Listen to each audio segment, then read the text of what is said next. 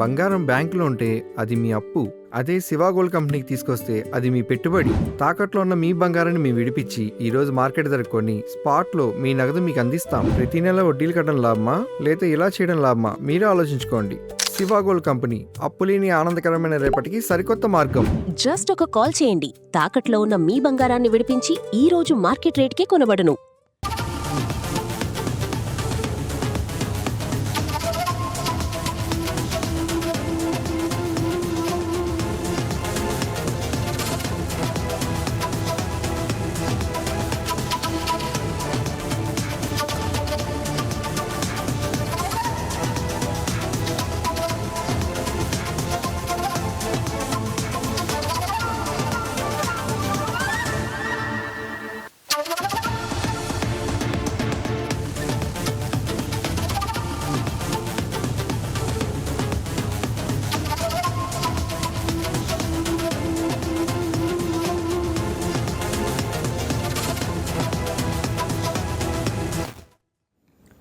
Breaking news చూస్తున్నాం. మాజీ మంత్రి సీదిరి అప్పలరాజుకు బిగ్ షాక్ తగిలింది. రోడ్డు ప్రమాదం కేసులో ఆయన కస్టడీకి పలాస కోర్టు అనుమతించింది. ఈ మేరకు ఒకరోజు పాటు ఆయన్ను పోలీసులు కస్టడీలోకి తీసుకుని విచారించనున్నారు. ఇదే కేసులో రిమాండ్ ఖైదీగా ప్రస్తుతం ఆయన శ్రీకాకుళం జిల్లా జైల్లో ఉన్నారు. ఇవాళ ఉదయం 9 గంటల నుంచి సాయంత్రం 5 గంటల వరకు విచారిస్తారు.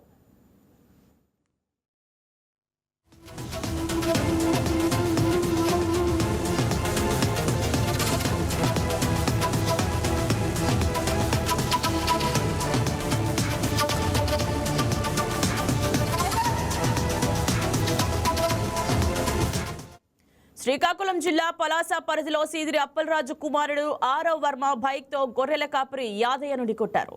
ఈ ఘటనలో యాదయ్య మృతి చెందారు. అయితే కేసును తప్పుదోవ పట్టించేందుకు మరో వ్యక్తిని పోలీస్ స్టేషన్లో లొంగిపోయేలా చేసి తాను రోడ్డు ప్రమాదం చేసినట్లు పోలీసుల వద్ద ఒప్పించే ప్రయత్నం చేశారు. అయితే కేసు విచారణలో సీదిరి అప్పలరాజు కుమారుడు ఆరవ్ వర్మ రోడ్డు ప్రమాదం చేసినట్లు నిర్ధారణ కావడంతో అతన్ని అరెస్ట్ చేసి రిమాండ్కు తరలించారు. కేసును తప్పుదోవ పట్టించేందుకు ప్రయత్నం చేసిన సీదిరి అప్పలరాజును సైతం అరెస్ట్ చేసి శ్రీకాకుళం జిల్లాకు తరలించారు. తాజాగా ఈ కేసులో మరింత విచారించేందుకు తమ కస్టడీకి ఇవ్వాలని కోర్టును కోరడంతో సీదిరి విచారణకు ధర్మాసనం గ్రీన్ సిగ్నల్ ఇచ్చింది. దీంతో ఇవాళ ఒక్కరోజు ఆయన్ను పోలీసులు కస్టడీలోకి తీసుకుని సాక్ష్యాల తారుమారు గురించి ప్రశ్నిస్తారు.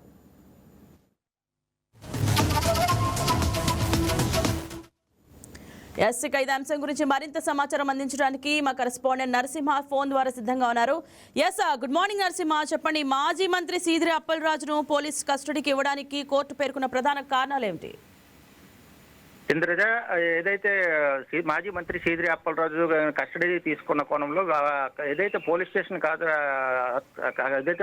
హాజరు కాని పక్షంలో నోటీసులు ఇచ్చినప్పటికీ హాజరు కాని పక్షంలో అరెస్ట్ అయితే చేయడం జరిగింది. ఆ కోణంలో 14 రోజుల రిమాండ్ కోర్టు కూడా విధించడం జరిగింది.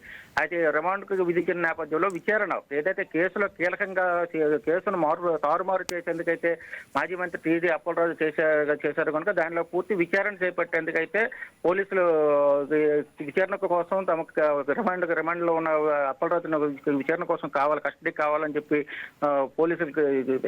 పోలీసులు కోర్టుకు చేయడం జరిగింది. అభ్యర్థి చేయడం జరిగింది. అభ్యర్థిని కోర్టు కూడా వారి అభ్యర్థనకు పుచ్చుకొని వాటిని ఏదైతే మాజీ మంత్రి సీదిరి అప్పలరాజును ఒకరోజు కస్టడీకి అయితే ఇచ్చేందుకు అయితే అంగీకరించింది.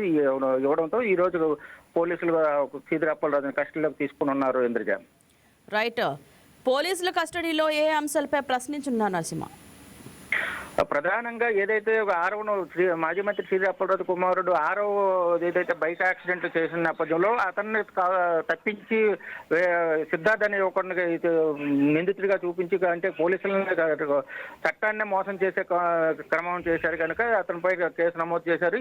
ఈ విధంగా ఎందుకు చేయవలసి వచ్చింది, చట్టాన్ని ఎంత ఎవిడెన్స్ ఉన్నదని తారుమారు చేసేందుకు ప్రయత్నించినందున తమకు పూర్తి విచారణ కావాలి. వీటిలో పూర్తిగా ప్రధాన నిందితుడిగా ఉన్న ఆరవను తప్పించే కోణంలో చేస్తున్నది ఇదంతా కావాలని చేశారు. అతను కుమారుని రక్షించే ప్రయత్నం చేశారు కనుక మరిన్ని కోణాల్లో మరిన్ని విషయాలు వెలుగు చూసేందుకైతే అతని కస్టడీ అవసరం ఉంది అని చెప్పి కోర్టులు కోరడం జరిగింది. అయితే ఈ విధంగా పోలీసులకు అభ్యర్థన కూడా ఇచ్చేసి కోర్టు కూడా అభ్యర్థన స్వీకరించి వారికి కస్టడీ ఇచ్చి నోటీసులు అయితే ఇచ్చి వారికి కస్టడీకి తీసుకునేందుకు అంగీకరణ పత్రాన్ని ఇచ్చేసింది Indraja. Right, thank you Narasimha.